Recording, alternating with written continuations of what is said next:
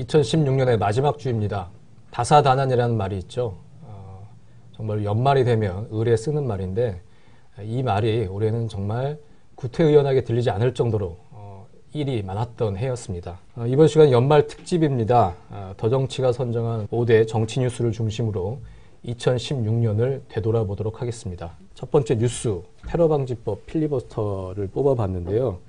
이게 정말 올해 일이었나 싶을 정도로 정말로 오래된 일로 이제 느껴질 정도입니다.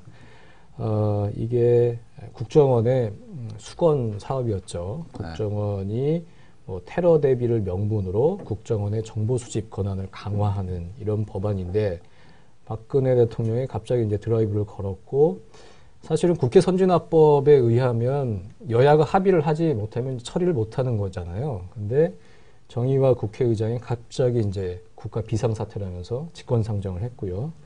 그렇게 해서 국회 선진화법에 보장된 무제한 반대 토론을 야당이 시작을 했습니다. 2016년 2월 23일 저녁 7시 5분부터 김광진 의원이 테이프를 끊었고 이렇게 해서 8일 동안 진행이 됐는데 필리버스터의 열기 대단했죠. 그렇습니다. 굉장히 저는 경험해보지 못한 네. 광경에 지켜보지 못한 장면이었죠. 그러니까 예전에 아주 1960년대 이런 때는 국회에서 있던 일이 있었지만은 그런데 이제 워낙에 새로운 일이고 용어도 사실은 그 당시에 네티즌들이 이제 열심히 필리버스터를 검색을 하면서 인기 검색으로 떠오를 정도로 관심 화제가 됐고 국회 방청석이 있는데 본회의장에 거기에 이제 일반 시민들이 네. 토요일, 일요일 방청객들이 신청을 해가지고 줄을 서서 들어가서 볼 정도로 굉장히 뜨거운 열기를 불러일으켰죠. 국회 앞에서도 일반 시민들이 또 필리버스터를 또 진행을 하고. 필리버스터는 이제 합법적인 의사진행 방해 이런 뜻이고요.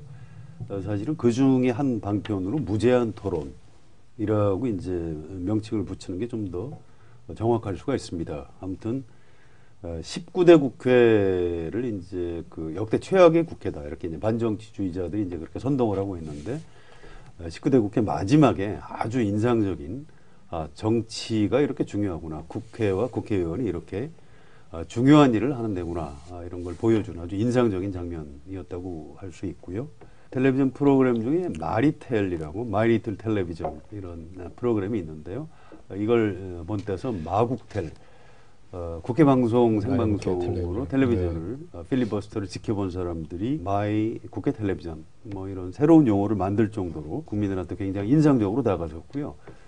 젊은 청소년들이 국회의원이 저렇게 멋있는 사람이구나 이걸 직접 보고 느꼈다 이런 말들이 나왔습니다. 그런데 박근혜 대통령은 이 합법적인 무제한 토론 필리버스터에 대해서 그 어떤 나라에서도 있을 수 없는 기가 막힌 현상이다. 이제 이렇게 표현을 했습니다. 그런 말이 있었군요. 제가 잊고 그렇습니다. 있었습니다. 그 말 자체가 이제 굉장히 특이하고 이례적인데 아무튼 그렇게 같은 현상에 대한 평가를 정반대로 했던 그런 기억이 있습니다. 아무튼 2016년 정치 뉴스 중에서 매우 긍정적인 그런 장면이었다고 할 수 있을 것 같습니다. 저는 그때가 기억이 나요. 그러니까 제가 이제 국회를 출입하다가 당시 회사에 들어와서 야근을 하고 있을 때인데 TV를 이렇게 켜놓고 있는데 김광진 의원이 이제 나서서 하는데 과연 얼마나 몇 시간이나 할까? 한두 시간 하면 좀 힘들어서 내려오지 않을까 했는데 김광진 의원이 5시간 33분을 했어요. 5시간 19분이 이제 김대중 전 대통령이 1964년에 했을 때의 기록인데 그거를 깼죠. 그래서 굉장히 이례적인 기록적인 풍경들이었죠. 마지막 연설한 사람이 이제 이종걸 원내대표인데요. 12시간 31분. 헌정사상 최장 무제한 토론인데 아마 이 기록 앞으로도 좀 깨기가 쉽지 않을 것이다. 이런 예상이 되고요. 아무튼 이 장면 자체가 국민들의 어떤 정치에 대한 효능감을 느끼게 해줬다. 이렇게 평가할 수 있고 또 정치의식의 성장에도 큰 도움이 됐다. 이런 생각이 들고요. 4월 13일이죠. 20대 국회의원 선거에도 좀 상당히 영향을 미쳤다. 이렇게 볼 수 있을 것 같습니다.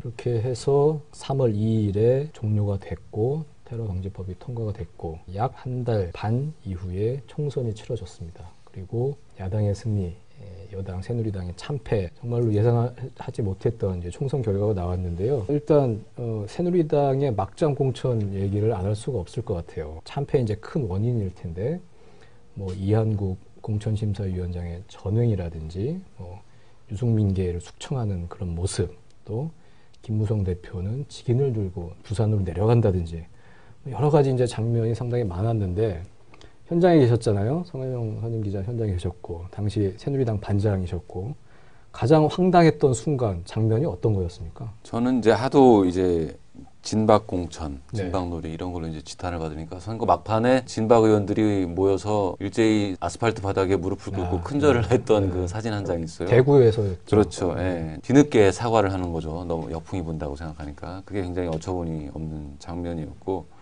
또 하나 좀 이걸 뭐 어느 특정 장면을 꼽을 수는 없는데 이한구 공천관리위원장이 되고 나서 제가 이제 초반에 이제 열심히 뭐 이렇게 어떤 앞으로 어떻게 할 건지에 대해서 물어볼 때 특히 이제 유승민 네.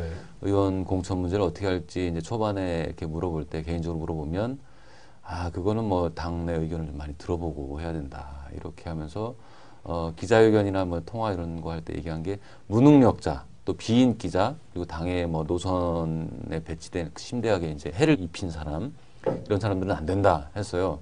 근데 기자들이 계속 물어볼 때 이한구 공관위원장이 한 얘기가 유승민 의원이 무능력자인가요? 무능력자는 아니죠. 해당 안 된다는 식으로 이렇게 얘기해요. 그거는 뭐냐면 무능력자 규정으로이 아닌 다른 그러니까 당에 이제 해를 끼쳤다. 대통령과 저 노선을 달리하고 그래서 이런 거를 이제 문제 삼겠다라는 걸로 이제 역으로 그런 걸로 이제 비춰졌죠. 하지만 본인 입으로 그거를 적용한다고 얘기한 적은 없어요. 그런데 결국 끝까지 계속 논의한다 하면서 이제 시간 끌기로 결국 공천을 줘버리지 않는 그런 아주 기존에 볼 수 없었던 신공을 발휘하는 게 굉장히 좀 인상적이었죠. 네. 저는 마지막에 이른바 옥새파동이 네.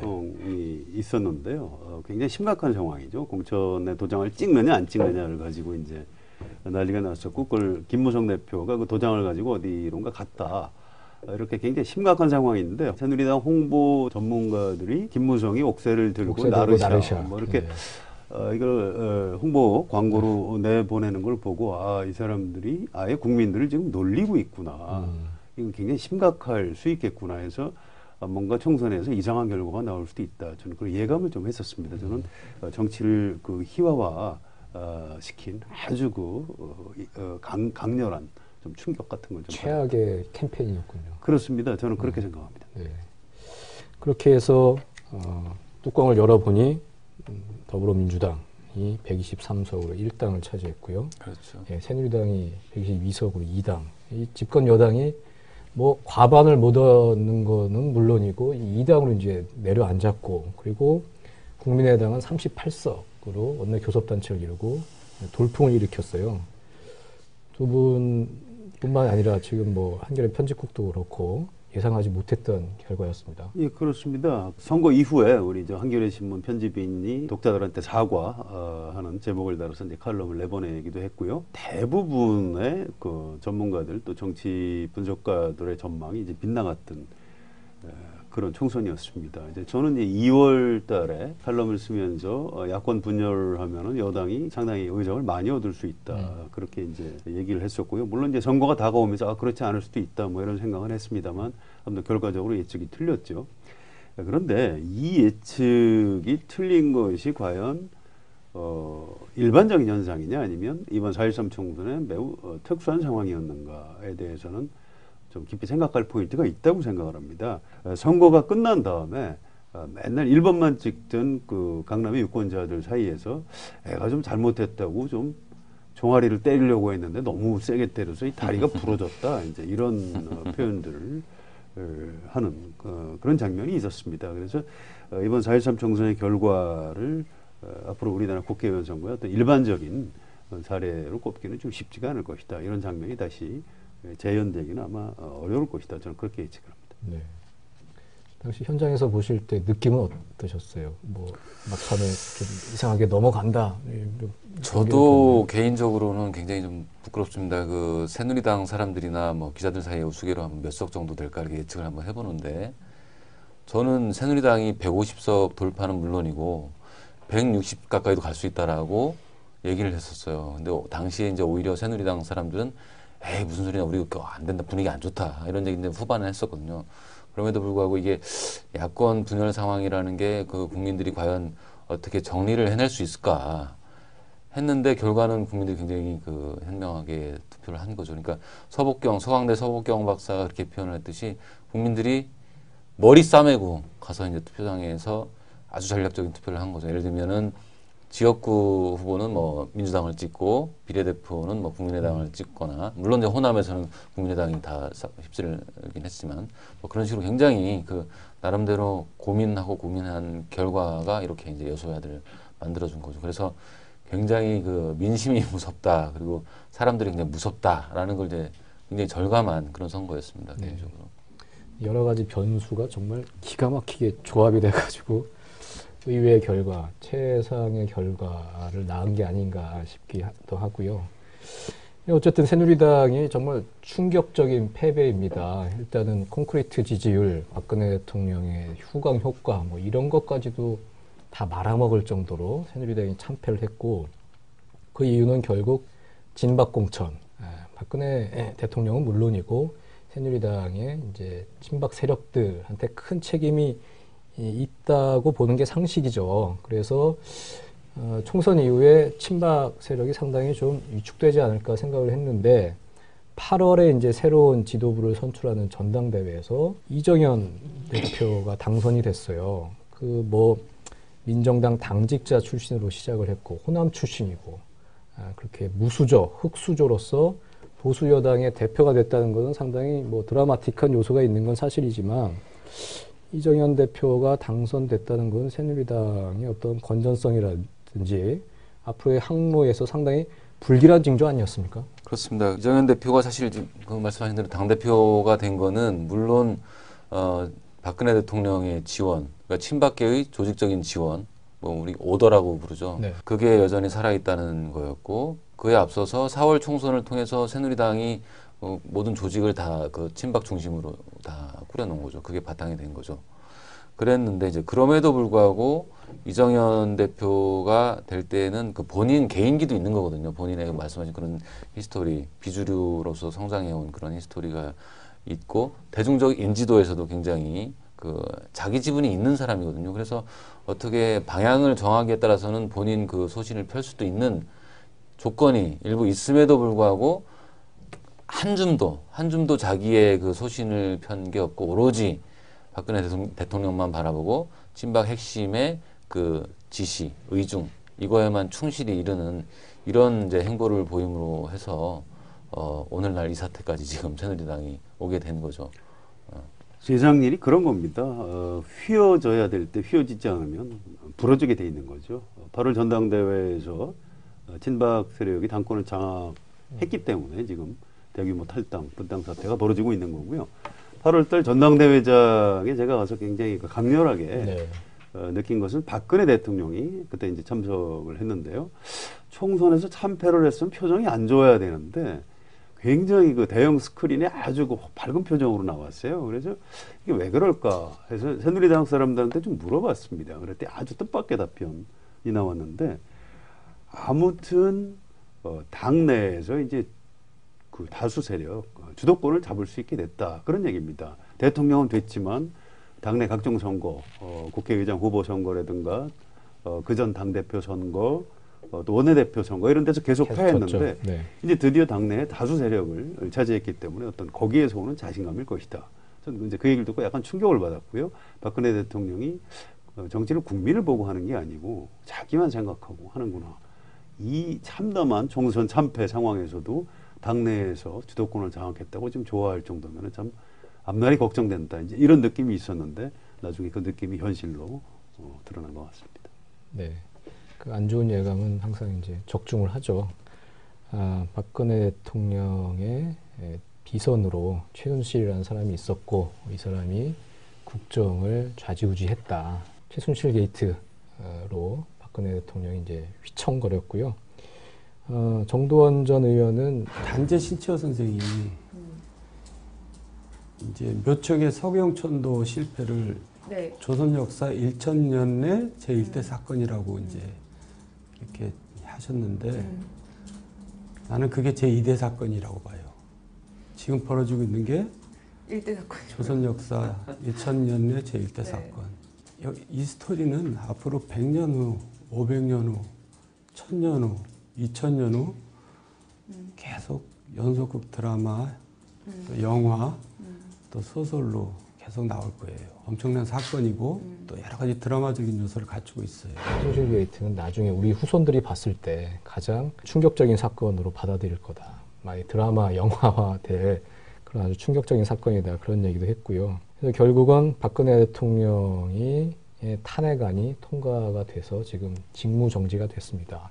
박근혜 대통령의 어떤 콘크리트 지지율, 지역 기반 이런 걸 생각해 보면 정말 상상할 수 없는 일이 이제 벌어진 거죠. 정치권에서 탄핵안을 가결시켰지만 역시나 이제 총선에서 국민들이 심판했듯이 이번에도 탄핵도 국민들이 이끌어낸 거죠. 광장에서 이끌어낸 겁니다. 처음에 2만 명이 모여서 시작한 그 촛불 집회가 8차, 9차까지 가서 결국 이제 누적 1000만을 내다보는 이런 상황인데 결국 이제 밖에서 외곽에서의 그 함성, 압력으로 이제 그 야당은 물론이고 이제 새누리당 비박계도 많이 왔다 갔다 흔들리면서도 그 압력에 못 이겨서 탄핵에 동참하고 이런 상황이 된 걸 보면 역시나 이제 정치권이 스스로 뭘 하기보다는 이게 국민들의 어떤 아주 강한 압력이 있어야지 움직이는 이런 이제 현실을 또 한편 보여주는 것 같습니다. 저는 개인적으로 박근혜 대통령의 뭐 당선을 뭐 희망하지는 않았지만 이왕 당선이 됐으면 좀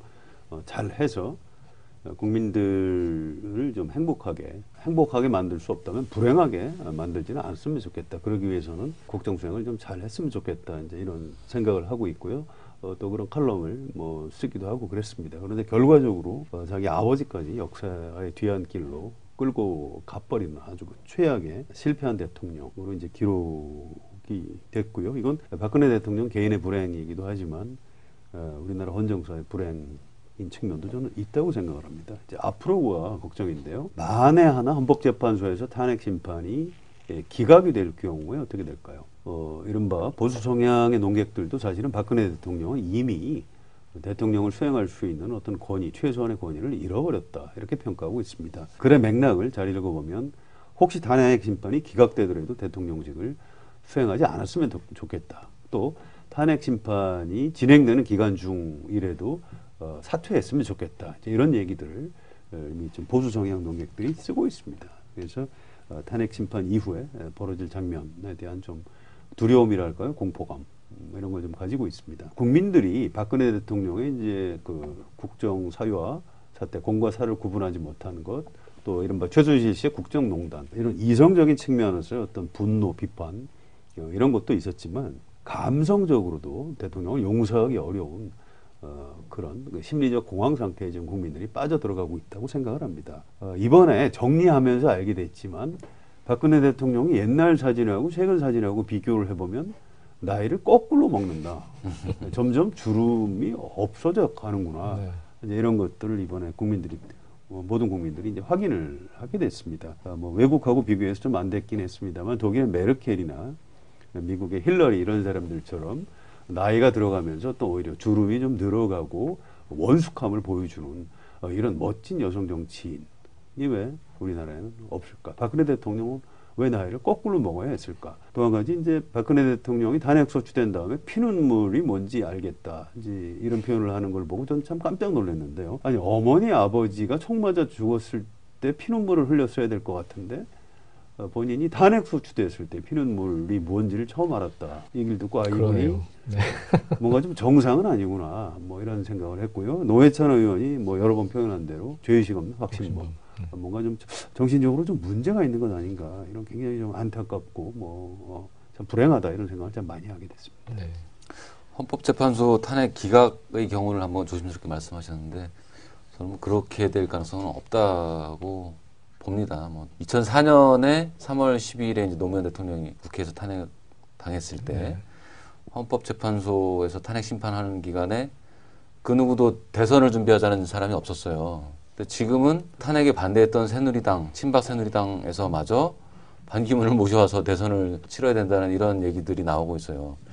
조기 대선을 상수로 놓고 있는 거죠. 모든 그 정치권의 모든 사람들이. 제가 알기로는 헌법재판소도 그렇게 뭐 탄핵 기각 가능성을 그렇게 크게 계산하고 있는 것 같지는 않은 걸로 아는데요. 하여튼 순리대로 이번엔 되지 않을까 그렇게 생각해 봅니다. 어쨌든 박근혜 대통령의 탄핵안 가결을 계기로 새누리당의 세력 분화가 이루어졌습니다. 같이 할 수 있느냐 없느냐 뭐 이걸 가지고 이제 논란이 있었지만 결국은 이제 딴살림을 차리게 됐죠. 오늘 개혁보수신당인가요?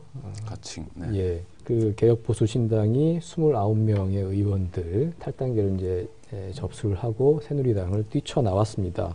집권 여당이 크게 이제 쪼개지는 경우는 민자당 그 합당 이후에는 거의 처음이 아닐까 이제 싶은데요.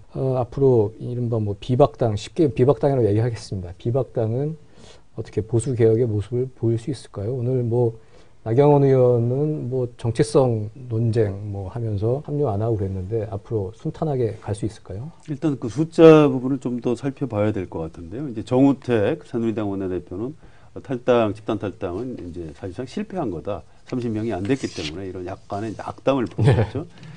반대로 이제 유승민 의원이나 이런 사람들은 추가 탈당이 있을 것이다. 근데 사실은 여기서 추가 탈당이 있느냐 없느냐가 이 신당의 앞날을 좌우하는데 굉장히 좀 영향을 많이 미칠 걸로 예상이 됩니다. 앞으로 추가 탈당이 없다면 새누리당을 중심으로 정비가 이루어질 가능성도 있고 신당은 파괴력을 잃어갈 가능성이 있는 거고요. 반대로 추가 탈당자가 다만 몇 명이라도 나오게 되면은 지금 여권의 중심이 차라리 신당 쪽으로 옮겨가는 그런 장면이 벌어질 겁니다. 추가 탈당은 결국 반기문 변수와 연관이 되지 않겠습니까? 정진석 전 원내대표, 반기문 총장과 상당히 가까운 이분이 그 반기문 총장이 들어오는 시점에 어떻게 움직이냐에 따라서 추가 탈당이 있을 거다. 뭐 이것과 이제 관련돼서 그럼 반기문은 비박당으로 갈 거냐, 친박당으로 갈 거냐, 국민의당으로 갈 거냐 이런 여러 가지 이제 복잡다단한 변수가 생기는 것 같은데요. 반기문의 선택 어떻게 될 것 같습니까? 비박당으로 갈 가능성이 있을까요? 반 총장이 이제 이달 말에 임기를 마치고 10년 임기를 마치고 이제 1월 15일 정도 귀국하겠다고 밝혀놓은 상태인데 친박당으로 갈 가능성은 매우 낮다고 봐야겠죠. 왜냐하면 위험 부담이 크기 때문에 그렇게 하지는 않을 것 같고 와서 당분간 자기 독자적으로 머물면서 뭐 전국도 돌면서 강연도 하고 하면서 좀 지지 세력을 외곽부터 모아서 일정 정도의 이제 덩치를 키워가는 방법이 있을 테고 바로 비박당에 합류해서 이제 같이 이제 그쪽과 연대하는 방법이 있을 텐데 지금 봐서는 아마도 당분간은 들어와서 좀 자기 정치를 좀 하지 않을까. 반기문 총장에 대해서 여러 사람들이 이제 코멘트를 했는데요. 이해찬 전 총리가 한 비유가 좀 재미있습니다. 정치인들은 벼랑에서 벼랑 아래에 물이 있는지 없는지 모르고 몸을 던지는 사람들이다. 물이 있으면 사는 것이고 물이 없으면 죽는 것이다. 외교관들은 돌다리도 두들겨보고 건넌다가 아니고 돌다리도 두들겨보고 안 건넌다. 이제 이게 이제 외교관과 이제 관료의 특성이다. 이렇게 비유를 했는데요.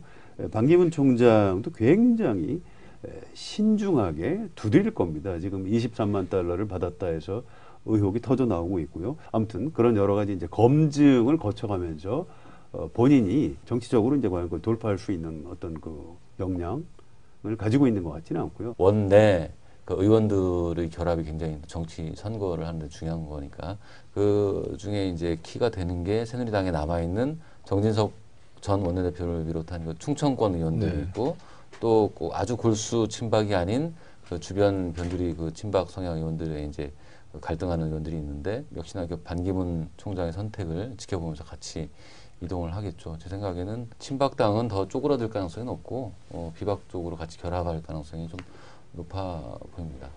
일각에서는 제3지대에 반기문 총장이 머물면서 어떤 정계 개편을 주도하지 않겠느냐 이런 관측들이 있는데 저는 그 가능성은 별로 없다고 봅니다. 반기문 총장은 정치인이 아니고요. 국회의원 여러 번 하고 정당 생활을 오랫동안 한 사람도 이런 국면에서 그런 정치력을 발휘하기는 쉽지가 않습니다. 결국은 상대는 관망을 할 가능성이 높다고 봅니다. 어떤 활로를 개척하고 정치를 하기보다는 관망을 하다가 마지막 순간에 접을 수도 있는 것이 아닌가. 그래서 고건의 길을 갈 수도 있다. 그렇습니다. 그래서 지금 잘못하면 새누리당 또는 개혁보수신당 또는 여권 지지자들은 막판에 후보가 없어지는 이상한 상황을 맞을 수도 있기 때문에 그 내부에서 정치인 출신들로 뭔가 대선 준비를 지금부터 착실히 좀 해나갈 필요도 있다 이렇게 봅니다. 새누리당이죠. 네. 새누리당은 임명진 비상대책위원장을 이제 내정을 했고 임명진 위원장 내정자가 여기 친박당 아니다 이렇게 주장을 하지만 뭐 편의상 친박당이라고 하겠습니다. 이렇게 되면 친박당은 앞으로 상당히 위축될 수밖에 없었죠. 아무리 뭐 임명진 위원장이 뭐 쇄신한다고 해도 그게 뭐 가능성 얼마나 보세요. 일단 크게 새누리당을 보면 탄핵에 반대한 당이에요. 네, 지금 네. 나와 있는 새누리당은. 네. 근데 박근혜 대통령 탄핵이라는 거는 100년, 1000년에 겪어보는 시대의 큰 흐름이었거든요. 민심의 큰 물줄기. 근데 그거에 반한 정당이란 말이죠. 상식적으로 보면 더 생명력을 존속하기가 어려운 정당인 거죠. 앞으로 쪼그라들 가능성이 높다고 봐야 되는데, 자, 그 과정에서 그런 임명진 비상대책위원장이 구원투수로 와서 할 수 있는 게 무엇일까? 뭐 잘하면 뭐 존속은 시켜서 어떻게 생명을 유지를 할 수 있겠죠.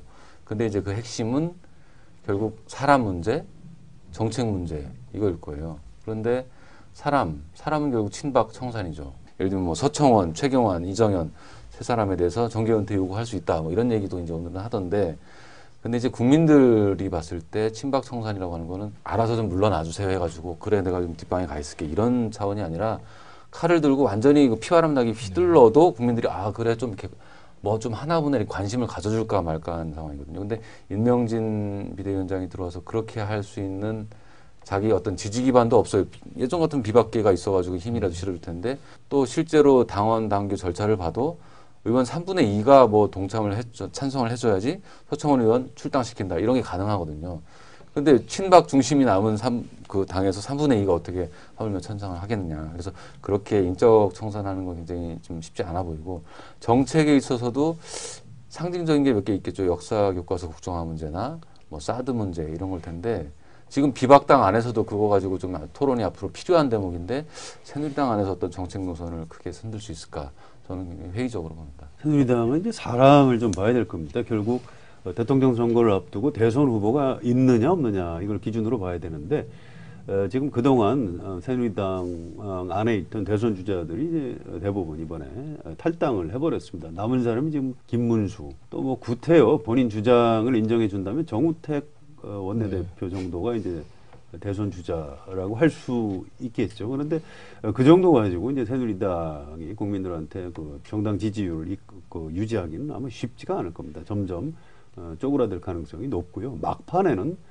불임 정당 대선 후보를 도저히 낼 수 없기 때문에 개혁보수신당이 이제 투항하는 그런 장면이 벌어질 가능성 좀 있을 것 같습니다. 박근혜 정권은 비선 권력의 국정농단이라는 듣도 보도 못한 방식으로 나라를 엉망진창으로 만들었습니다.